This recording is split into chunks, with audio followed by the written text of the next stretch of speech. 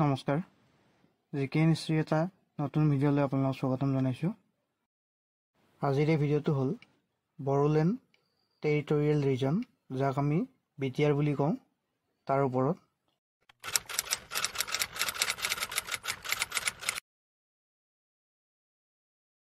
Bodoland territorial region অৰ্থাৎ BTR উত্তৰ পূব ভাৰতৰ অসমৰ এটা স্বায়ত্তশাসিত অঞ্চল, যি ভূটান আৰু অৰুণাচল প্ৰদেশৰ ওচৰত ব্ৰহ্মপুত্ৰ নদীৰ উত্তৰ পাৰত 5খন জিলাৰে গঠিত।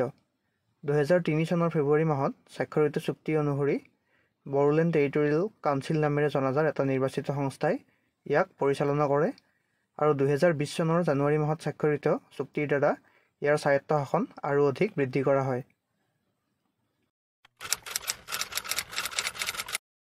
বুৰঞ্জীৰ পাত লুটিয়ালে আমি গম পাওঁ যে এই যিটো ৰিজন আছিল, এই ৰিজনটো প্ৰথমে ভূটান ৰজাৰ অন্তৰ্গত আছিল আৰু 16 শতিকাৰ আৰম্ভণিতে কোচ ৰজা বিশ্বসংঘাই এই অঞ্চলটো নিজৰ নিয়ন্ত্ৰণলৈ আনিছিল আৰু তাৰ পাছত 1562 চনৰ আশে পাশে কোচ ৰজা নৰনাৰায়ণে এইটো নিৰ্ধাৰণ কৰিছিল যে নতুনকৈ নিৰ্মাণ হোৱা যিটো গোসাই কমল আলি আছে, সেই গোসাই কমল আলিৰ উত্তৰত থকা মেচ আৰু কোচ জনগোষ্ঠীয়ে নিজৰ যি তেওঁলোকৰ থলুৱা ৰীতি নীতি সেইবোৰ মানি চলিব পাৰিব আৰু আনহাতে এই যিটো আলি, এই আলিৰ দক্ষিণৰ জনগোষ্ঠীসমূহে সম্পূৰ্ণ হিন্দু ব্ৰাহ্মণিক ৰীতি নীতিৰে মানি চলিব লাগিব। তাৰ কিছুদিন পাছত কোচ ৰাজ্যৰ বিভাজন ঘটে আৰু তাৰ পাছত মোগলৰ আক্ৰমণৰ ফলত কোচ ৰাজ্য লাহে লাহে বহুত দুৰ্বল হৈ পৰে আৰু তাৰ ফলতেই কোচ হাজো ৰাজ্যৰ পতন ঘটে আৰু 17 শতিকাৰ আৰম্ভণিতে আহোম মোগলৰ সংঘাতৰ সময়ত ভূটান ৰাজ্যই গোসাই কমল আলিলৈকে অঞ্চলটো পুনৰ নিজৰ দখললৈকে আনে। 1681 চনত ইটাখুলি যুদ্ধ হয় আৰু এই যুদ্ধৰ পাছত আহোম ৰাজ্যই পশ্চিমে মানস নদীলৈকে নিজৰ শাসন ব্যৱস্থা সুদৃঢ় কৰে আৰু গোসাই কমল আলিৰ পথৰ উত্তৰ দিশৰ বিভিন্ন দুৱাৰত বিভক্ত যিবোৰ অঞ্চল আছে সেইবোৰ নিজৰ দখললৈকে আনে। কিন্তু আহোমসকলে এই অঞ্চলৰ পৰা কৰ সংগ্ৰহৰ বাবে ভূটানীসকলৰ পৰা হিংসাত্মক বিৰোধিতাৰ সন্মুখীন হৈছিল আৰু প্ৰায় 1688 চনৰ পৰা আৰম্ভ হোৱা এই বিৰোধিতা অৱশেষত ভূটানীসকল আৰু আহোমসকলৰ মাজত এক লিখিত চুক্তিৰে অন্ত পৰে। আহোমসকলৰ সময়ত এই যি দুৱাৰ আছিল, দুৱাৰবোৰক কেইবাটাও ভাগত বিভক্ত কৰা হৈছিল। যেনে শংকোষ নদী আৰু মানস নদীৰ মাজৰ দুৱাৰক পূব দুৱাৰ বোলা হৈছিল, মানস নদী আৰু বৰনদীৰ মাজৰ দুৱাৰক কামৰূপ দুৱাৰ আৰু বৰনদী আৰু ধনশিৰি নদীৰ মাজৰ দুৱাৰক দৰং দুৱাৰ বুলি কোৱা হৈছিল। গোৱালপাৰাৰ পশ্চিমে থকা দুৱাৰবোৰক পশ্চিম দুৱাৰ বুলি কোৱা হৈছিল। সেই সময়ৰ গোৱালপাৰা অঞ্চল আহোম সাম্ৰাজ্যৰ বাহিৰত আছিল আৰু এই অঞ্চলটো ভূটানীসকলৰ নিয়ন্ত্ৰণত আছিল আৰু পূব দিশৰ যিবোৰ দুৱাৰ আছিল, সেই দুৱাৰবোৰ ভূটান বা তিব্বত আৰু আহোম ৰাজ্যৰ মাজত বিভিন্ন ব্যৱস্থাৰ অধীনত ভাগ কৰা হৈছিল। কামৰূপ অঞ্চলৰ যিবোৰ দুৱাৰ আছিল, সেই দুৱাৰবোৰে সেই সময়ৰ পোচা ব্যৱস্থা অনুসৰণ কৰিছিল, য'ত ভূটানীসকলক বাৰ্ষিক ধনৰ পৰিৱৰ্তে সেই দুৱাৰবোৰৰ দখল দিয়া হৈছিল আৰু দৰং অঞ্চলৰ দুৱাৰবোৰক বাৰ্ষিক চক্ৰত পাল পাতি ভূটানী আৰু আহোমসকলে পাল পালকৈ নিয়ন্ত্ৰণ কৰিছিল। এই অঞ্চলসমূহৰ ওপৰত ভূটানৰ নিয়ন্ত্ৰণ স্থানীয় কৰ্তৃপক্ষৰ জৰিয়তে দিয়া হৈছিল, যিসকলক পনলব বোলা হৈছিল আৰু এই পনলবসকলক ভূটানৰ গভৰ্ণৰসকলে নিযুক্তি দিছিল। 1826 চনত ইয়াণ্ডাবু সন্ধি হৈছিল আৰু এই সন্ধিৰ জৰিয়তে অসমৰ যি আহোম সাম্ৰাজ্য, এই সাম্ৰাজ্য ইংৰাজসকলৰ হাতলৈ গৈছিল আৰু পাছত আহোম আৰু ভূটানসকলৰ যি ৰাজ ব্যৱস্থা আছিল, সেই ব্যৱস্থা ইংৰাজসকলে কিছুদিনলৈকে বজাই ৰাখিছিল, কিন্তু পাছলৈ এই ব্যৱস্থা প্ৰশাসনে বজাই ৰাখিব খোজা নাছিল আৰু 1841 চনত কামৰূপ আৰু দৰং দুৱাৰ আৰু 1844 চনত কৰিয়াপাৰ দুৱাৰ সম্পূৰ্ণ নিজৰ দখললৈ আনিছিল আৰু দুৱাৰ যুদ্ধৰ পিছত 1865 চনত সকলোবোৰ দুৱাৰ ইংৰাজসকলে সম্পূৰ্ণৰূপে নিজৰ দখললৈ আনিছিল আৰু ভুটীয়াসকলক চিৰদিনৰ বাবে অসমৰ পৰা আঁতৰাই পেলাইছিল। ভাৰত স্বাধীন হোৱাৰ পাছত উত্তৰ পূৰ্বাঞ্চলৰ প্ৰত্যেকখন ৰাজ্যতেই পৃথক ৰাষ্ট্ৰৰ দাবীত এক আন্দোলন লাহে লাহে গঢ় লৈ উঠিবলৈ আৰম্ভ কৰিছিল। আৰু ঠিক তেনেদৰে অসমতো 1967 চনত প্লেইনছ ট্ৰাইবছ কাউন্সিল অফ অসমে চমুকৈ PTCA বুলি এটা সংগঠনৰ জন্ম হৈছিল। এই সংগঠনটোৱে 1967 চনৰ পৰাই বড়ো আৰু আন জনজাতিসকলক লগত লৈ উদয়াচল নামে এক পৃথক ৰাষ্ট্ৰ লাগে বুলি ভাৰত চৰকাৰৰ আগত দাবী জনোৱা আৰম্ভ কৰিছিল। এই সংগঠনটোৰ নেতৃত্ব দিছিল চমৰ ব্ৰহ্ম চৌধুৰী আৰু চৰণ নাৰ্জাৰীয়ে। PTCA গঠন হোৱা এবছৰ পাছত অৰ্থাৎ 1968ত অসমৰ বিধানসভা নিৰ্বাচন অনুষ্ঠিত হৈছিল আৰু PTCA এই নিৰ্বাচন বয়কট কৰিছিল আৰু যিসকল ট্ৰাইব আৰু চিডিউল কাষ্ট লোক আছিল তেওঁলোককো এই নিৰ্বাচন বয়কট কৰিবলৈ তেওঁলোকে অনুৰোধ জনাইছিল। আৰু তেওঁলোকৰ দাবী আছিল যে অসমৰ যিকেইটা সমষ্টি ট্ৰাইব আৰু চিডিউল কাষ্ট মানুহৰ কাৰণে সংৰক্ষিত আছিল সেই সমষ্টিকেইটাৰ সীমা পুনৰ নিৰ্ধাৰণ কৰিবলৈ তেওঁলোকে দাবী জনাইছিল। ইয়াৰ কাৰণে PTCAৰ জেনেৰেল ছেক্ৰেটাৰী আৰু প্ৰেছিডেণ্টক এৰেষ্ট কৰা হৈছিল। ইয়াৰ কেইদিনমান পাছত PTCA ট্ৰাইব আৰু SC মুভমেণ্ট এটা চলাইছিল। তাৰ কাৰণে প্ৰশাসনে 144 ধাৰা দিবলৈ বাধ্য হৈছিল।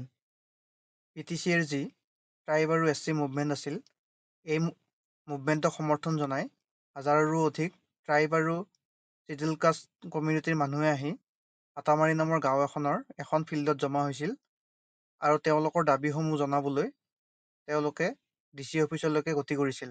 কিন্তু সেই সময়ত যিহেতু 144 ধাৰা দিয়া আছিল সেইকাৰণে পুলিচে জনসাধাৰণক নিয়ন্ত্ৰণ কৰিবৰ কাৰণে অৱশেষত গুলীয়াবলৈ বাধ্য হৈছিল আৰু পুলিচৰ গুলীত প্ৰায় 100জনতকৈও অধিক লোক আহত হৈছিল আৰু 100জনতকৈ অধিক লোক নন বেইলেবল ৱাৰেণ্টত গ্ৰেপ্তাৰ হৈছিল। কেন্দ্ৰীয় চৰকাৰে PTCAক এখন অট'নমাছ কাউন্সিল দিম বুলি প্ৰতিশ্ৰুতি প্ৰদান কৰিছিল, কিন্তু PTCA এই প্ৰতিশ্ৰুতি মানি লোৱা নাছিল আৰু তেওঁলোকে নিজৰ যি উদয়াচলৰ দাবী সেই দাবীতে অটল আছিল।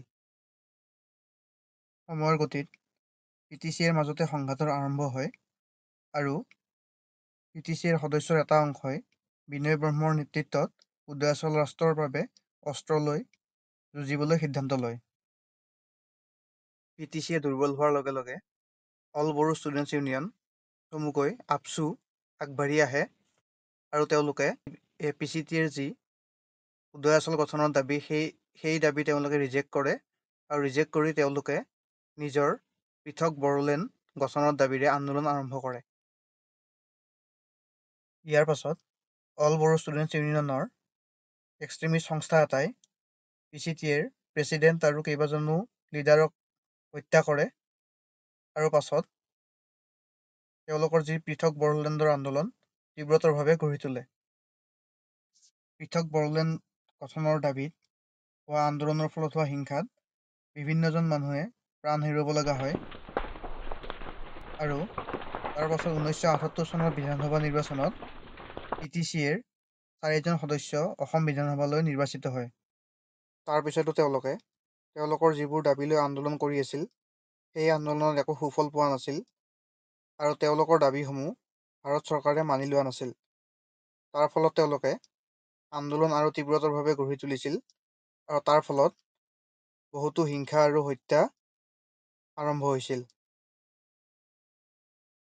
3 অক্টোবৰ 1986ত পৃথক বড়োলেণ্ডৰ দাবী লৈ এটা নতুন সন্ত্ৰাসবাদী সংগঠনৰ জন্ম হয় আৰু সেইটো হ'ল national democratic front of Bodoland চমুকৈ NDFB আৰু এই NDFB প্ৰতিষ্ঠা কৰিছিল ৰঞ্জন দৈমাৰী ওৰফে DR নাবলা। গতিকে তেওঁলোকৰ মেইন দাবী আছিল পৃথক বড়োলেণ্ড। এই সংগঠনটোৱে নিজৰ যি পৃথক বড়োলেণ্ডৰ দাবী সেই বড়োলেণ্ডৰ দাবীৰে তেওঁলোকে গোটেই অসমখনতে সন্ত্ৰাসৰ সৃষ্টি কৰিছিল আৰু তেওঁলোকৰ মূল টাৰ্গেট আছিল যিসকল ভাৰতীয় সামৰিক বাহিনীৰ লোক আৰু যিসকল অবড়ো লোকে অসমত বসবাস কৰিছিল। পৰৱৰ্তী সময়ত বড়োসকলৰ অন্যতম মূল ছাত্ৰ সংগঠন all Bodo students union, Bodoland national democratic front progressive NDFB-P, Bodoland national democratic front DR নবলা ফৈদ, people's joint commission committee for Bodoland movement PJACPM আৰু এইসকলৰ সমৰ্থকসকলে ভাৰত চৰকাৰক দাবী জনাইছিল যে ভাৰত চৰকাৰে অসমৰ 7খন জিলা কোকৰাঝাৰ, চিৰাং, বাক্সা, ওদালগুৰি, শোণিতপুৰ, লখিমপুৰ আৰু ধেমাজি জিলা সামৰি এখন ৰাজ্য গঢ়ি দিব লাগে য'ত বড়ো জনসংখ্যা অত্যাধিক।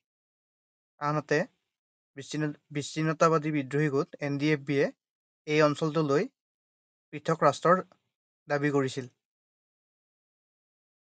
অৱশেষত 1993 চনত ভাৰত চৰকাৰৰ লগত বড়ো সংগঠনকেইটাৰ বড়ো চুক্তি স্বাক্ষৰিত হয় আৰু ইয়াৰ পাছত ভাৰতীয় সংবিধানৰ 6ষ্ঠ অনুসূচীৰ অধীনত বড়োলেণ্ড স্বায়ত্তশাসিত অঞ্চল হিচাপে পৰিণত হয় আৰু 8,795 বৰ্গ কিলোমিটাৰ অঞ্চল সামৰি বড়োলেণ্ড স্বায়ত্তশাসিত পৰিষদৰ অন্তৰ্গত হয়।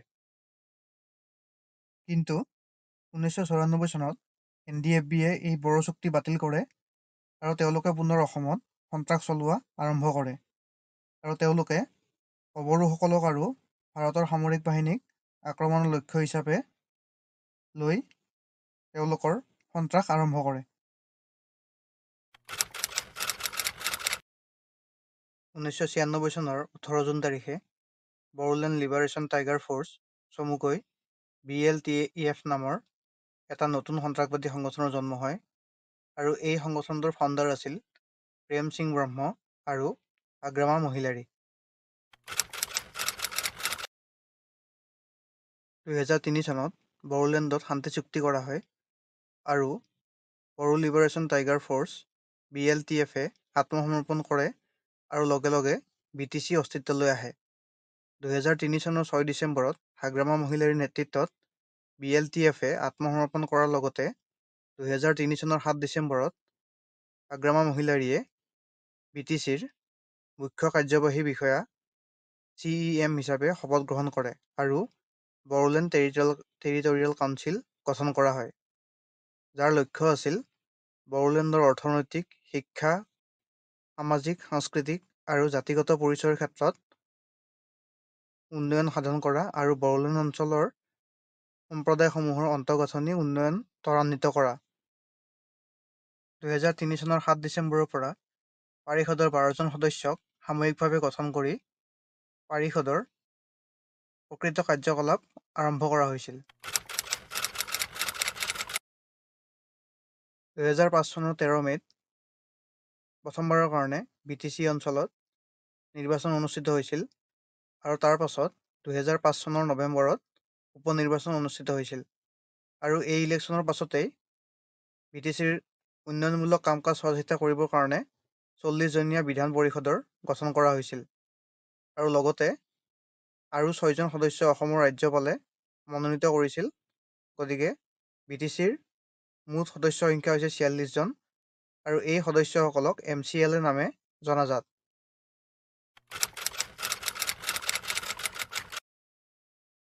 BTC 46 জন সদস্যৰে গঠিত হয়।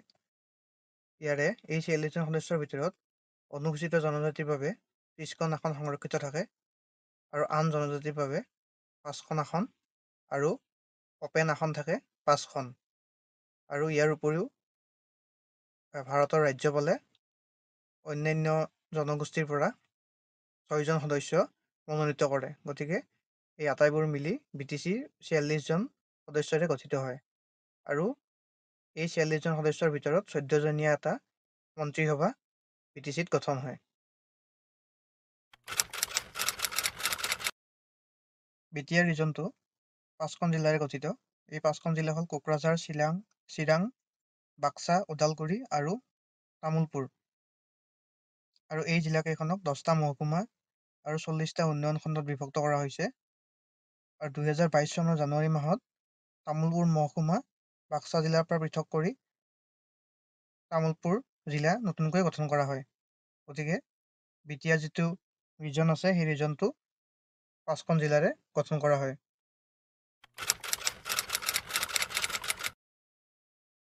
ধৰ্মৰ ক্ষেত্ৰত চাবলৈ গ'লে বড়োলেণ্ডত প্ৰায় 71% হিন্দু ধৰ্মাৱলম্বী লোকে বসবাস কৰে।